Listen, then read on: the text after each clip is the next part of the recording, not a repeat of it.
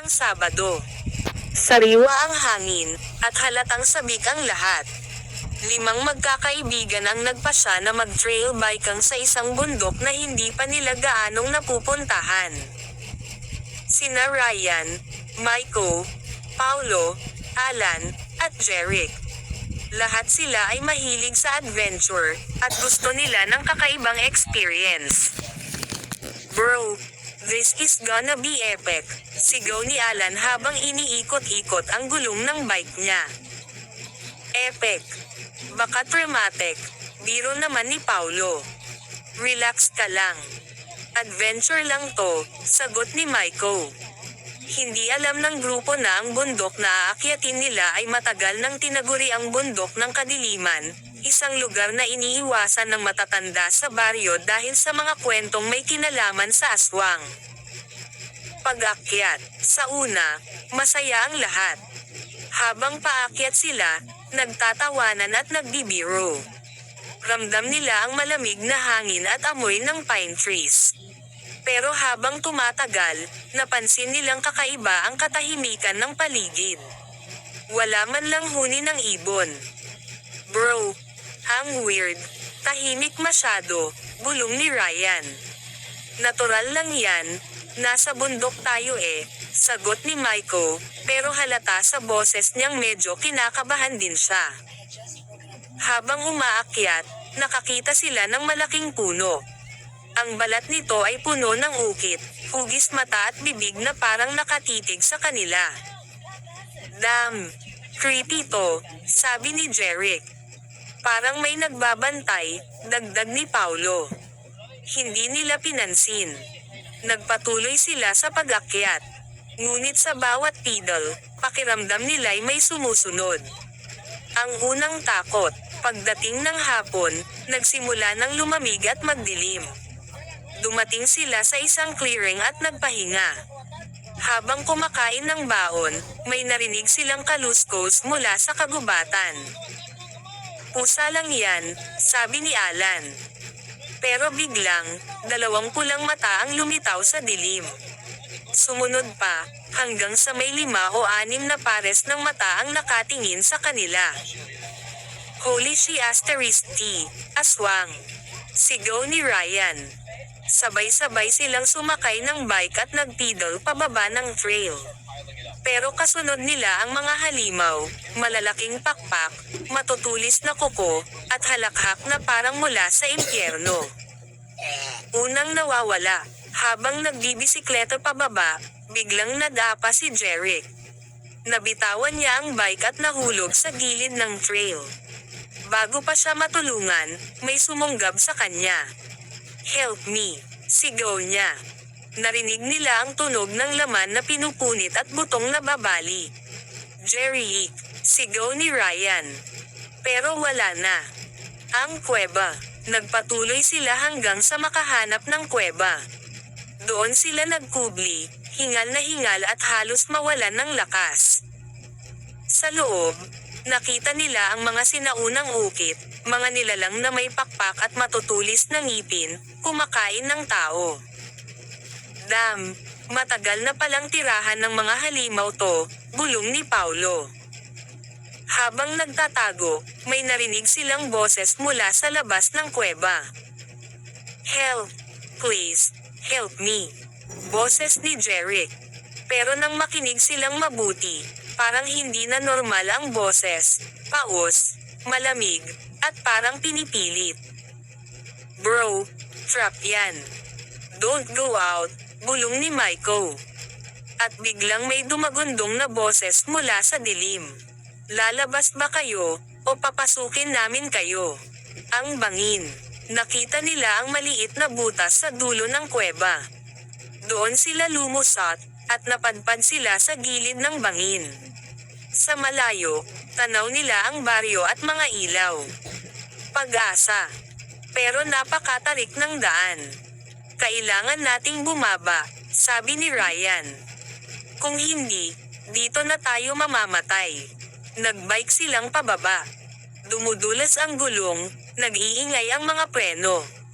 Kasunod nila ang halakhak ng mga aswang. Nadapa si Alan at tumilapon. Nagsumikap pa siyang bumangon, pero bago pa siya masagip, sumunggab na sa kanya ang isa sa mga nilalang. "Takbo na ah. Huwag niyo na kong isipin." Iyon ang huling sigaw niya bago siya nilapa. Pagharap kay Jeric, tatlo na lang sila, Ryan, Maiko, at Paulo. Pagdating nila sa ilog, tatlong aswang ang hamarang. At sa gitna ng mga iyon, si Jeric. Pero hindi na siya tao. Mapupulang mata, matutulis na ngipin. "Mga kaibigan, bakit tumatakbo kayo? Sumama na kayo sa amin, masarap dito." "Hindi, Jeric. Lumaban ka. Bumalik ka," sigaw ni Ryan. Pero ngumiti si Jeric. "Wala nang Jeric. Ako na to." Labanan. Nagkaroon ng matinding sagupaan. Gumamit sila ng kahoy, bato, at kahit bike bilang armas. Nabasag ang pakpak ng isa. Nabali ang leeg ng isa pa. Pero si Jeric ang pinakamalakas. Hinablot niya ang leeg ni Ryan, halos maputol. Sa huling lakas ni Ryan, itinusok niya ang matulis na pako mula sa bike diretso sa puso ni Jeric. Sumigaw ito, nanginginig, at sa huling iglap ay bumalik ang mukha niya bilang tao. "Salamat, bro," bulong niya bago tuluyang mamatay. Pagtatapos, kasabay ng pagsikat ng araw, nagliyab ang mga natitirang aswang at naging abo. Tatlo na lang silang naiwan, Ryan, Maiko, at Paulo. Pagbalik nila sa baryo, walang naniwala. Ang sabi ng mga matatanda, matagal nang may halimaw sa bundok at sila ang tagapagbantay nito. Mula noon, tuwing dumadaan si Ryan sa bundok, pakiramdam niya'y may mga matang nakatingin mula sa dilim. At alam niya, hindi pa tapos ang lahat. Tatlo na lang silang natira, Ryan, Maiko, at Paulo. Pagkatapos ng gabing iyon, akala nila'y tapos na ang lahat. Pero kahit nakabalik na sila sa baryo, hindi pa rin sila mapakali. "Bro, every night, naririnig ko pa rin yung sigaw ni Jeric," sabi ni Maiko, nanginginig habang umiinom ng kape. "Hindi lang ikaw," dagdag ni Paulo. "Parang may humahabol pa rin sa atin, kahit nandito na tayo sa bayan." Si Ryan, tahimik lang. Pero sa loob-loob niya, ramdam niya ang sumpa ng bundok. Sa leeg niya, may peklat pa ng pagkakahawak ni Jeric. At tuwing tatamaan ng ilaw ng buwan, parang kumikirot, parang may tumatawag mula sa dilim. Pagbabalik sa bundok, 1 linggo ang lumipas. Naisip nilang magtungo sa barangay hall para i-report ang nangyari. Pero ang mga matatanda, imbes na magulat, ay parang may alam na. "Mga Iho, hindi kayo dapat pumunta roon," sabi ng kapitan. "Ang bundok na yun ay tahanan ng mga nilalang na hindi tao. Matagal nang may kasunduan, kami, hindi sila gagalawin, basta't wala ring aakyat sa teritoryo nila." "Eh bakit kami?" sigaw ni Paulo. "Dahil nilabag ninyo ang kasunduan," sagot ng matanda. Nalaman nilang matagal nang may pakto ang mga taga-baryo at mga aswang, kapalit ng katahimikan at kaligtasan ng mga taga rito, hindi sila dapat manghimasok sa bundok. Ngunit ngayong nag-ambala na, siguradong bababa ang mga halimaw. Kung ayaw ninyong masunog ang buong baryo, bumalik kayo. Ayusin nyo ang gulo. Hanapin ang pinuno nila at tapusin ang sumpa. Ang bagong lakas. Nagpasya silang bumalik. Bitbit ang mga bike, pero ngayon, may dala na silang sibat, kutsilyo, at improvised na armas. Habang paakyat, kakaiba na ang pakiramdam. Mas malamig. Mas mabigat. At sa bawat pedal, ramdam nila ang mga matang nakamasid. Bigla, sumakit ang leeg ni Ryan. At sa paningin niya, saglit niyang nakita ang mga imahe, madidilim na anino, pugot na katawan, at mga pakpak na itim na parang usok. "Ryan, okay ka lang?" tanong ni Maiko. Tahimik lang siya, pero alam niyang unti-unti siyang naaapektuhan ng dugo ni Jerick na pumasok sa sugat niya noon. Ang bagong kalaban. Pagdating nila sa gitna ng bundok, muli silang inatake. Pero hindi na ordinaryong aswang. Malalaki, halos doble sa dati, at mas mabangis. F***6. They're evolving. Sigaw ni Paulo. Hindi na sapat ang simpleng bato o kahoy. Pinilit nilang lumaban gamit ang sibat. Nakapatay sila ng dalawa, pero nasugatan si Maiko. Habang nagpapahinga, narinig nila ang tinig ng isang babae. Mahina, malumanay. "Mga batang naliligaw, bakit kayo bumalik?" Mula sa dilim, lumitaw ang isang matanda. Baluktot ang likod, maputi ang buhok, pero matalim ang mata. Siya raw ang babaylan ng bundok, isang dating tao na ngayon nagiging tagapangalaga ng mga aswang. "Hindi niyo sila matatalo," sabi niya. "Dahil isa na sa inyo, ay nagiging isa sa kanila." Sabay tingin kay Ryan. Ang pagbabago ni Ryan. Kinagabihan, habang nagpapahinga, nakatulog si Ryan. Sa panaginip niya, nakita niya si Jerick. Buhay, nakangiti, inaabot ang kamay. "Sumama ka na, bro. Hindi ka na nila matatanggap, pero sa amin, oo." Pagmulat ni Ryan, basa ng dugo ang kamay niya. Nakagat niya raw si Maiko habang natutulog. "Anong ginawa mo, Ryan?" sigaw ni Paulo. Napatingin siya sa salamin ng cellphone, mapupulang mata, matutulis na ngipin. Unti-unti nga siyang nagiging isa sa kanila. Ang pinuno. Nagpatuloy sila hanggang sa maabot ang pinakapuso ng bundok, isang malawak na clearing na may lumang altar. Doon nila nakita ang pinuno ng mga aswang, isang dambuhalang nilalang na may pakpak na singlaki ng bahay, balat na kulay abo, at mga matang nagliliyab sa pula. "Mga batang manghihimasok, haharapin niyo ako." Umalangaw-ngaw ang boses nito. Nagkaroon ng matinding labanan. Gumamit sila ng apoy mula sa torch, sibat na may asido, at mga talam mula sa bike. Ngunit tila walang epekto sa pinuno. Ang pagpili, habang lumalaban, naramdaman ni Ryan ang kakaibang lakas. Parang may boses na bumubulong. "Gamitin mo ang dugo, sumama ka sa amin, at magtatagumpay ka." Nakatingin sa kanya sina Maiko at Paulo. "Ryan, huwag kang bibitaw," sigaw nila. Pero sa loob-loob niya, alam niyang may dalawang landas, maging tao at lumaban hanggang kamatayan, o yakapin ang sumpa at magkaroon ng kapangyarihan. Ang sakripisyo. Sa huling sagupaan, nasugatan si Paulo, at muntik nang mapugat ang ulo. Si Maiko naman, halos hindi na makatayo. Ryan, hawak ang matulis na sibat, nakatingin sa pinuno. Ngunit imbes na sugurin ang halimaw, itinuhog niya ang sarili niyang dibdib. Sumigaw siya, at mula sa dugo niya, nagliyab ang buong altar. Nagsunog ng apoy na samaire sa pinuno at sa lahat ng mga aswang. Sa huling iglap, nakita niya si Jerick na nakangiti, kumakaway mula sa dilim. At bago pumikit si Ryan, narinig niya ang mga salitang, "Salamat, bro. Tapos na ang sumpa." Pagkatapos ng dilim, nang magising sina Maiko at Paulo, umaga na. Wala na ang mga aswang. Wala na rin si Ryan. Ang naiwan lang, ang abo at ang bike niyang natunaw sa apoy. Pagbalik nila sa baryo, muling bumalik ang katahimikan.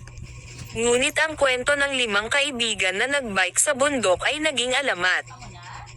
At sa bawat gabing maliwanag ang buwan, may naririnig silang yabag ng bisikleta sa kagubatan. At tinig na bulong.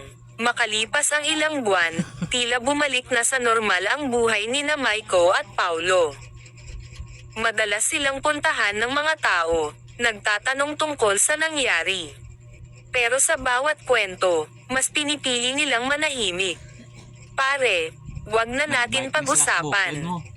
Tapos na yon, sabi ni Maiko habang nag-aayos ng bike.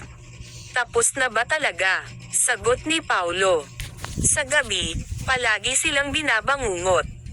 Minsan, naririnig pa rin nila ang tinig ni Ryan. Babalik ako. Ang pagbabalik sa bundok. Isang araw, may grupo ng mga dayong bikers mula sa syudad na nagpunta sa baryo. Narinig nila ang kwento tungkol sa haunted trail at gusto raw nilang subukan. Bro, wag na kayo ron, babala ni Maiko. Pero hindi nakinig ang mga ito. Kinabukasan, 4 sa kanila ang nawala. Tanging isa lang ang bumalik, duguan, bali ang mga buto, at nauutaw na nagsasabing. May mga anino sa bundok, hindi tao, hindi rin hayop. Ang misteryo ng mga anino. Napilitan sina Maiko at Paulo na bumalik sa bundok para alamin. Pag-akyat nila, ramdam nila agad na hindi na katulad dati ang lugar. Wala nang mga pakpak na halimaw, pero may bago, mga aninong kumikilos ng walang pinagmulan. Sa bawat kislap ng ilaw, gumagalaw ang mga anino. Sa bawat kisap ng mata, lumalapit sila nang hindi mo namamalayan. Bro, I don't like this, bulong ni Paulo. Too late. We're already here. Ang multo ni Ryan. Habang nasa trail, biglang tumigil si Maiko. Paulo, tingnan mo. Sa di kalayuan, may nakatayong lalaki. Naka-bike gear. Nakatalikod. Nang humarap ito, walang duda, si Ryan. Pero mapatla, malamig ang mata, at parang walang kaluluwa. Ryan, sigaw ni Paulo. Ngumiti ito ng malamig. Sinakripisyo ko ang sarili ko, pero hindi ako nakawala. Naging bahagi ako ng bundok. Lumapit siya, at bawat yapot niya, nag-iiwan ng abo sa lupa. Ngayon, kayo naman. Laban sa anino. Biglang gumalaw ang paligid. Mga anino ang bumalot sa kanila, nilalamon ang liwanag ng buwan. Nakaramdam sila ng pagkahilo, para bang hinahatak sa ibang mundo. Run! Sigaw ni Maiko.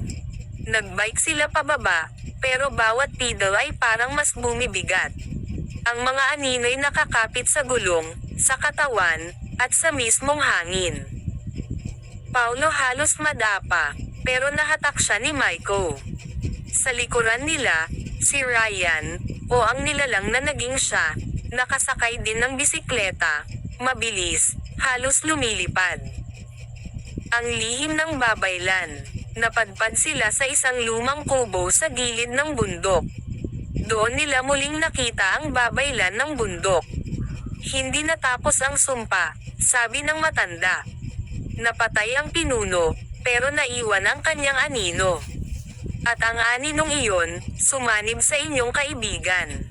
Paano namin siya mailigtas? Tanong ni Paulo. Hindi nyo na siya maliligtas, sagot ng babaylan.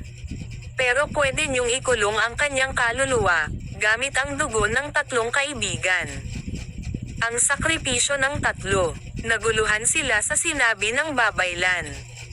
Ngunit sa bandang huli, naintindihan nila, kailangan ng dugo ni na Maiko, Paulo, at Ryan mismo para maikulong ang aninong halimaw. Kung hindi, tuluyan siyang magiging hari ng mga anino. At mawawala ang buong baryo. Nagpasya sila. Kung ito lang ang paraan, gagawin namin. Huling labanan.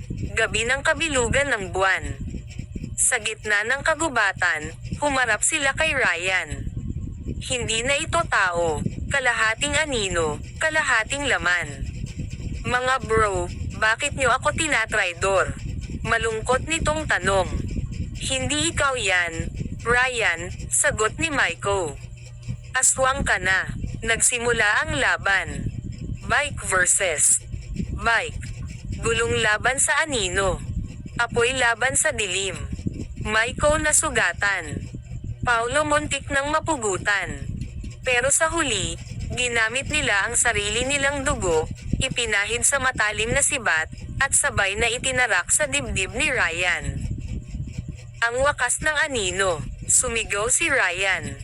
Ang mga anino'y nagliyab, nagkadurog-durog, at tuluyang naglaho. Bago siya mawala, ngumiti siya. Salamat, mga bro, ngayon, makakapahinga na ako. At sa huling iglap, naging abo ang katawan niya. Pagkatapos, nakatakas sina Maiko at Paulo. Ngunit hindi nila alam kung hanggang kailan. Dahil habang pababa sila ng bundok, narinig nila ang bulong ng hangin.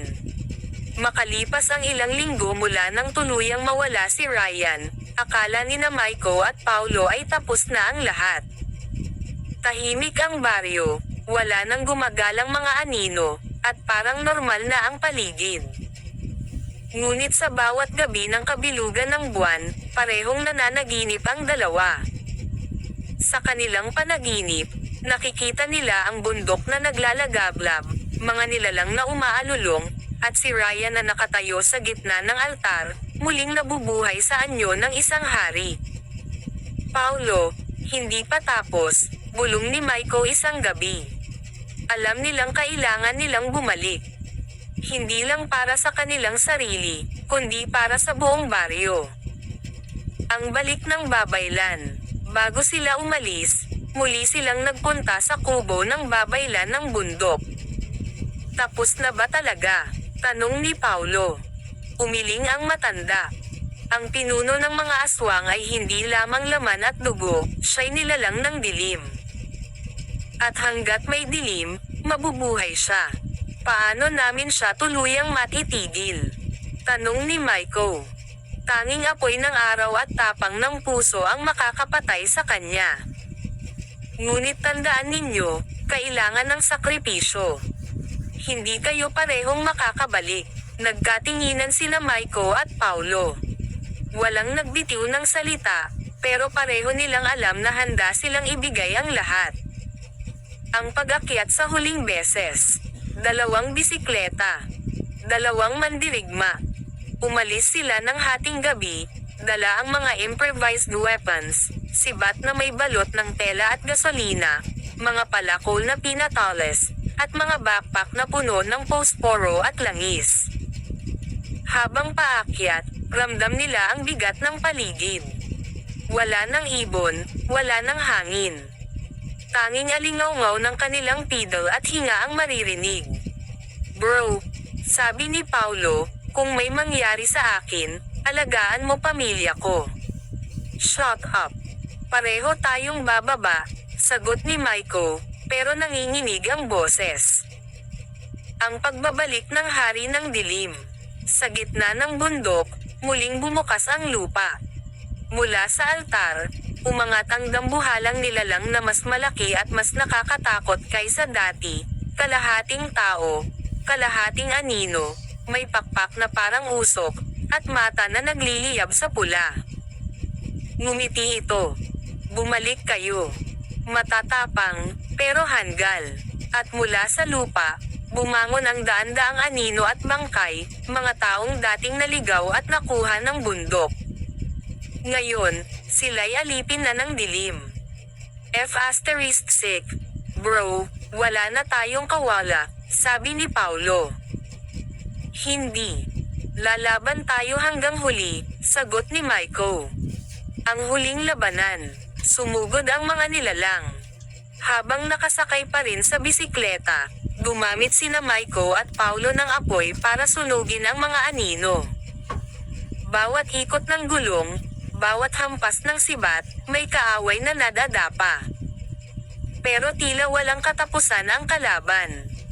At sa gitna ng kaguluhan, bumaba ang hari ng dilim. Ngayong gabi, kakainin ko ang kaluluwa ninyo. Ang sakripisyo ni Paulo. Nahulog si Maiko sa lupa, napalibutan ng mga nilalang. Bago pa siya lapain, tumalon si Paulo mula sa bisikleta, sumugod, at tinusok ang hari gamit ang sibat na may apoy. Sumigaw ang halimaw. Nagliyab ang kalahati ng katawan nito, pero hindi pa rin ito bumagsak. Paulo, sigaw ni Maiko. Ngumiti si Paulo. Bro, dito na matatapos. Ikaw na bahala. Hinawakan niya ang backpack na puno ng gasolina at posporo. Isinindi niya ang apoy, at sabay na sumabog ang paligid. Nagliyab ang altar. Nagliyab ang mga nilalang. Pumutok ang bundok sa sobrang lakas ng apoy. Ang pagbangon ni Maiko. Nakahandusay si Maiko, sugatan, halos hindi makahinga. Nakita niya ang abo ng mga halimaw na lumilipad sa hangin. At sa gitna, si Paulo, wala na. Lumuhad siya at humagulgol. Salamat, bro. Ikaw ang tunay na bayani. Ngunit bago siya mawalan ng malay, narinig niya ang boses ng babaylan. Natapos na ang sumpa. Ngunit tandaan mo, Maiko, sa bawat dilim, laging may binhing naghihintay. Bantayan mo ang liwanag. Ang pagtatapos, makalipas ang ilang araw, natagpuan si Maiko ng mga taga-baryo. Sugatan pero buhay. Inilibing si Paulo bilang bayani. At ang pangalan ni Ryan, Jeric, Alan, at Paulo ay naging alamat sa baryo, ang 5 kabataang naglakas loob sumuong sa bundok ng kadiliman. Si Maiko lamang ang nakaligtas. Ngunit sa bawat gabi, habang nakatingin sa buwan, naririnig pa rin niya ang tinig ng kanyang mga kaibigan. At sa bawat pag-ikot ng gulong ng kanyang bike, ramdam niyang hindi siya nag-iisa. Epilogo. Taon ang lumipas. Ang bundok ay nanatiling tahimik, walang lumalapit. Pero isang gabi ng kabilugan ng buwan, isang batang bikers mula sa syudad ang nagtanong kay Maiko. Kuya, totoo po ba yung kwento ng bundok? Napangiti si Maiko, may luha sa mata. At kahit hindi ka maniwala, tandaan mo ito. Huwag na huwag kang aakyat sa bundok ng kadiliman. Dahil ang mga alaala ng dugo, hindi kailanman namamatay.